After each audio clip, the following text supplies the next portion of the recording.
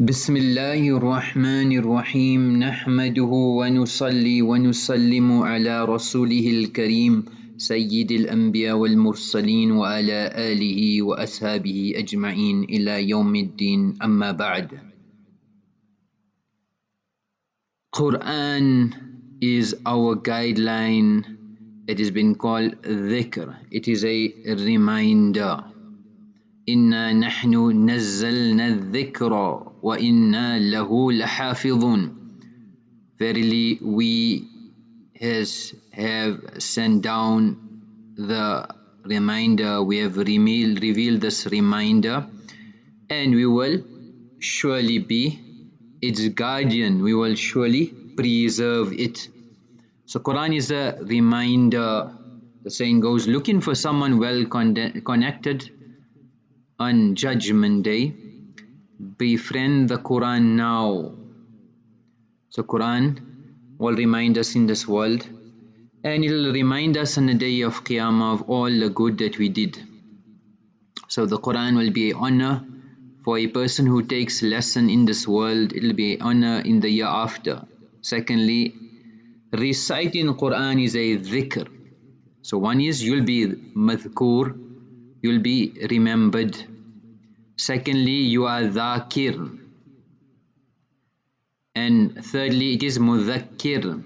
It is a reminder as well.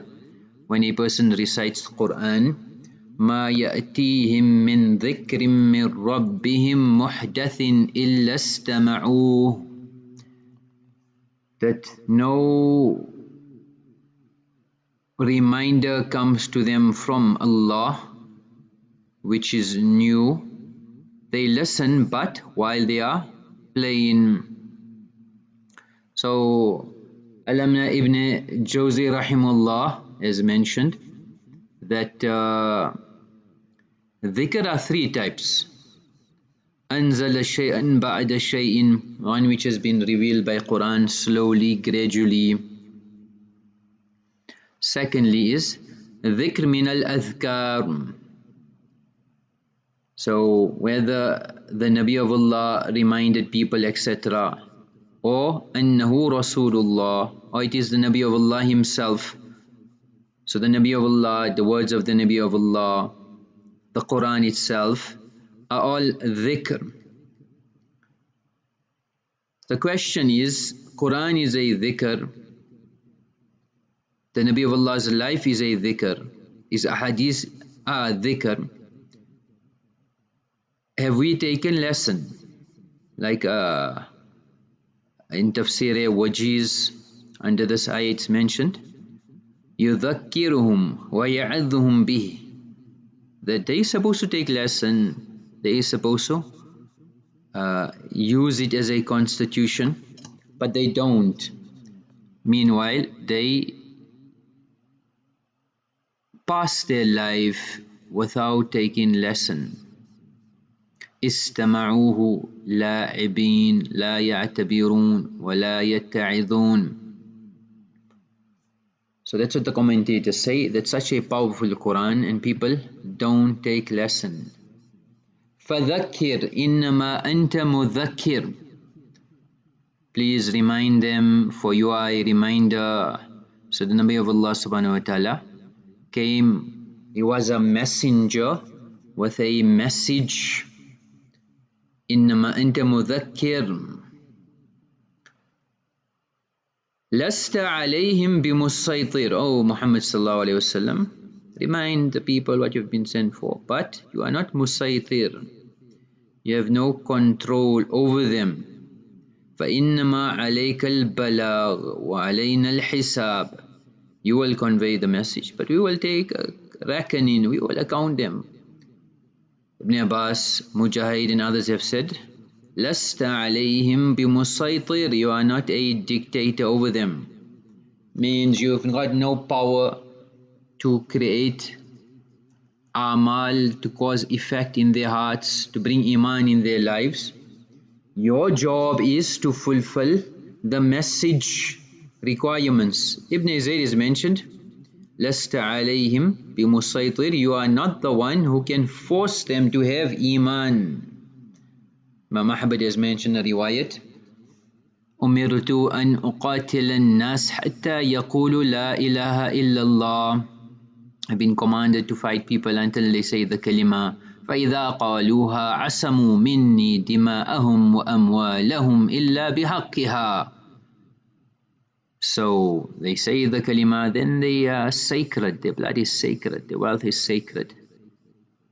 وَحِسَابُهُمْ عَلَى اللَّهِ, and Allah will sort them out, He will do the reckoning. And then He recited, فَذَكِّرْ إِنَّمَا أَنْتَ مُذَكِّرٌ. Likewise, another meaning, Allama Qurtubi has explained the different meanings. في مجلس الذكر, that when you are in the majalis of dhikr, whether it's tilawat of Qur'an, whether it is in the sahabat of the ulama, whether it's in the company of the Nabi, whether it's the word of the Nabi, whether it's in the dars of hadith, that is a reminder. وَمَا هُوَ إِلَّا ذِكْرٌ لِلْعَالَمِينَ إِنْ هُوَ إِلَّا ذِكْرٌ لِلْعَالَمِينَ. That this is no less a reminder to humanity. The Quran is a reminder for the whole of mankind. They are reminded through this Quran and they take admonition. Likewise, قَدْ أَنزَلَ اللَّهُ إِلَيْكُمْ ذِكْرًا. Allah has indeed sent down to you a reminder. Dhikra is the Quran. So this intention should be made that, Ya Allah, this Quran is a reminder. I should be amongst the reminded people, where my life comes in conformance to Quran 100%. Not that we bring Quran according to our desires. So that's why I said, أوحي إلى بعض الأنبياء, أنبياء وطول, أطعني فيما أمرتك ولا تعصني فيما نصحتك. Obey me in matters that I have commanded you, and do not disobey me in matters that I have advised you. So complete itaat and obedience. Even our intellect should be conformance to Quran. It should match what Allah and His Rasul have said. And the level of intelligence, what is considered as an intelligent person, we weigh our intelligence on that scale. Not what the propaganda machines of the world are saying. Who is an intelligent person, who has an IQ, who has a degree, who has made so much money, he's a guru in this field here, he's an expert in this field here. Their criteria carries no weight. What's the criteria of Allah and His Rasul? That's why the hukama you say, إِكْمَالُ الْأَقْلِ اتِّبَاعُ رِضْوَانِ اللَّهِ وَإِجْتِنَابُ سَخَطِهِ. The climax, the pinnacle of intelligence is pursuing Allah's pleasure and avoiding His anger, His wrath. So this is the climax of intelligence. Likewise in the hadith, Al-Kayyisu man dana nafsa wa amila lima ba'da al-maut. So akhirat, focusing on akhirat. Likewise dhikr, it's a reminder that you've been sent on this earth for a purpose, and if you fulfill the purpose, then the earth will come in your control. You are the ambassador of Allah to practice deen, to propagate deen, to take this deen to the four corners of the earth. So you've come with a greater responsibility. You are the Khalifa of Allah. When you become the Khalifa, Allah's protection, Allah's help. A superpower's ambassador is backed by the entire country. You cannot touch the ambassador. Touch the friend of Allah and see what happens. That's why the hukama you say, La ghurbata lil fadili wa la wathana lil jahili. Ajib. A man of virtue is never a stranger anywhere. A man of virtue is never a stranger anywhere. Why? Because he sought knowledge, he studied the Quran and Hadith, he practiced on it. Wherever he goes on earth, he will be honored and respected. People treat him like a king. Whereas, wala watana lil jahil, an ignorant, foolish person, never has a home. Even in his own home, he is not honored and respected. He is looked down upon. So that's the power of deen and practicing on deen. And no matter what the hal, what the condition, we practice on deen till our last, not worrying what people say or what comments are made. من كان, the Hukama used to say, من كان بالطاعة عند الله قريبا كان بين الناس غريبا. من كان بالطاعة عند الله قريبا كان بين الناس غريبا. عجيب. The person who is close to Allah, who has gained proximity to Allah through his ita'at and obedience, following Quran and Hadith, ita'at, he will be regarded as a stranger by people. So over time, people will ostracize you, people will find fault with you. But you're not worried about what people say, you're worried what Allah and His Rasul have said. So taking effect from the zikr. When you take effect, you'll become a slave of Allah, you'll become humble, you'll become a servant. There'll be no proudness, no arrogance, no haughtiness.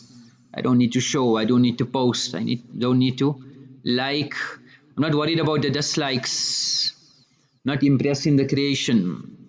I'm not spending hours in front of the mirror on my face. I'm not spending hours to get my hair done. I'm not spending hours. But my husband, I look like I came from the panel beaters, but for strangers I'm dressed up. For our wives, we speak rude, roughly, but in front of strangers, Assalamu alaikum. What sweet voices. So why the double standards? So a person will be humble. Hakimul Ummat Ml used to say that Tawaadhu is a great treasure and it is beneficial and it comes with its advantages. Look at history and look at the previous people who had kingdoms.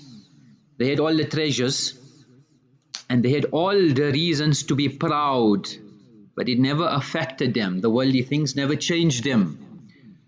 So he said, ponder why they gave up the world and chose humility, and why we've given up humility and we've chose the world. We don't even have dunya when we're proud.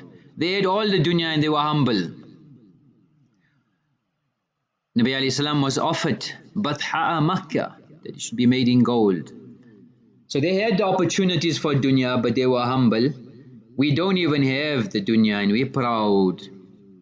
That's why they say we should become like a pencil. The pencil maker, after making the pencil, put the pencil aside and said, I'm going to tell you, I'm going to put you into the box, pack you and dispatch you, but there's 5 things you need to know. This is the hidayat. So we should be following these hidayat. Said always remember, and if you remember these rules, you'll become the best pencil on earth. One is you'll be able to do many great things, but only if you allow yourself to be held in someone's hand. Allow yourself to be held in someone's hand. وَلِلَّهِ الْمَثَلُ الْأَعْلَى. If you want to be great, then put yourself in Allah's hand, in the trust of Allah. فِي حِفْظِ اللَّهِ وَكَنَفِي وَتَوَكَّلْ عَلَى الْحَيِّ الَّذِي لَا يَمُوتُ. You have yaqeen in Allah. Put your trust in Allah. Put your conviction in Allah. Hand yourself over to Allah. You'll become something. Number 2, you will have occasions where you'll be sharpened. It'll be painful, it'll be hard, it'll be difficult. But remember, it'll make you better. So when you hand yourself over to Allah, conditions will come. وَلَنَبْلُوَنَّكُمْ بِشَيْءٍ. Hardships, difficulties, trials. Why? Because you're in the factory of Allah and Allah wants to mold you. He's chipping away all your weaknesses. Allah wants to perfect you, to make you a masterpiece. Allah wants to take work from you, but you need to fit the criteria. There'll be sharpening in this world. Remember, it's for greater purpose. Number 3, you will be able to correct any mistakes you make. So you are not perfect, you'll make mistakes. The door of Tawbah is open. حتى تطلع الشمس من مغربها حتى يغرغر, till your last breath or the sun rises from the west. You got an opportunity to make tawbah, you'll make mistakes. Make tawbah, repent to Allah. Number 4, the most important part of you is what's inside. I made a lot of effort to preserve your inside. So your ruh, just in alam arwah, came to alam dunya, and you're going in alam akhirah. That's your most important asset. And the food for ruh is Quran, it is dhikr, it is dua, it is amal, it is obedience to Allah and His Rasul. So make sure that inside is your valuable asset. Don't lose focus and start concentrating on the outside. And number 5, on every surface you are used, make sure you leave a mark. Allah has sent us for a great purpose. Abu Bakr radiallahu anh, farishtas come down, we are adorned by the garb of Abu Bakr radiallahu anh. Allah has sent salam. Sahaba left marks in the asman. Have we left a legacy so that humanity can follow? So each person has a criteria and ambition, and that ambition will make us or break us. You say something ajib. He said usul, that a person finds comfort and contentment in what he desires. When you achieve that, you've got a target. For example, if a person loves eating tasty foods, wearing expensive clothes, etc., he will not find any comfort until he gets that food, until he gets that watch, until he gets that shoe, until he gets that car. He said that's one ambition. The other ambition is the ambition of sunnah and deen. So even in the dunyawi ambitions, somebody wants to sleep on a mat. Some countries we go sleep on the ground, in simple food, wear simple clothing. Then a person will find comfort in this. Someone was explaining, either you can have fancy beds and find comfort in that, you can sleep on the floor and find comfort in that. What criteria you set was your criteria for comfort. So he said, now change your desire to follow the lifestyle of Nabi alayhi salam. You'll find peace in that. And thus is a ni'mah and bounty of Allah that you can find comfort and contentment in simple things and inexpensive things. So whether a person is poor or wealthy, Allah will put comfort in his life. But he said, if you channel your desires towards other things, you will never ever be contented, no matter how much wealth you have. So we have to change our intentions. Otherwise, in this world of madness and insanity, everybody is in darkness except those who follow Quran. Quran will show us the truth. It is a dhikr, it is a reminder. We need to compare our lives to Quran, and we'll see how insane we are, how off the qibla, how off track we are. But we have to compare ourselves to Quran and check ourselves to see the insanity. Speaking about insanity, they say a doctor in a mental hospital was doing his rounds, and he enters a patient's room. One patient was sitting on the floor, sawing a piece of wood, imaginary piece of wood in half. The other patient was dangling on the ceiling by his feet. So the doctor asked the first patient, what are you doing? He said, can't you see I'm sawing a piece of wood in half? And what is your friend doing? The doctor said. So he said, oh, my friend, he's a bit crazy. He thinks so he's a light bulb. He thinks he is a light bulb. So the doctor, seen the man who's hanged upside down from the ceiling, his face is getting red, he's getting out of breath. So he tells this person, if he's your friend, then you should get him down before he gets hurt, before he injures himself. So the first person said, what? And work in the dark. What? Work in the dark. Madness upon madness. So we can't see it. We consider ourselves sane and we give our opinions, but we are insane in the world of insanity. Likewise, we need to spend time in the company of the people of the Quran, the Ahlullah, the ulama haq, ulama rabbaniyin. When you look at them, you see Quran, you see ayat of the ayat and the hadith alive. Otherwise, a person will think so. I'm dindar, I'm religious, I'm reading my namaz, I'm going to masjid, I'm doing my umrah. You think so, you are religious, but you're far from religion. You think so, you are close to Allah, but Allah's doors are closed on you. So the darkness, a person doesn't realize. They say a patient was in a mental asylum for 12 years and he was progressive. And thought so he was cured now. He accepted, the doctors agreed that now he is cured. So normally they do a final test. So they took him to a stadium. And on the seat there was a sign saying wet paint. So the doctors, they ignored the sign and sat, but they were delighted when this patient placed a newspaper on the seat before he sat down. So they were shocked. We thought so this person's just passed the test, is there. We never, he surpassed us also. The mad person is more sane than the people that treat mad people. So they were going to sign it off, and he said, somebody, one doctor asked him that, why did you put a newspaper on the seat? So he said, I'd be higher up and I wanted to have a better view. I'd be higher up and I wanted to have a better view. Madness in a mad world, all of insanity. So Quran is zikr. How much effect are we taking?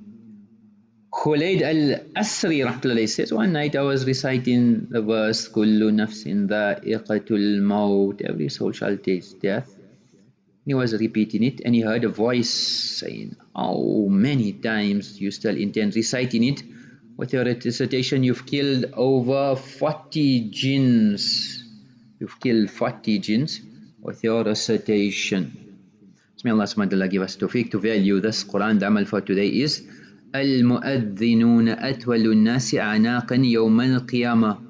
The mu'adhins will have the longest necks on the day of Qiyamah. One, through their good deeds, and secondly, their status will be so high that beyond pulpits on thrones, and their stages will be very high. Wa akhiru da'wana alhamdulillahi rabbil alameen.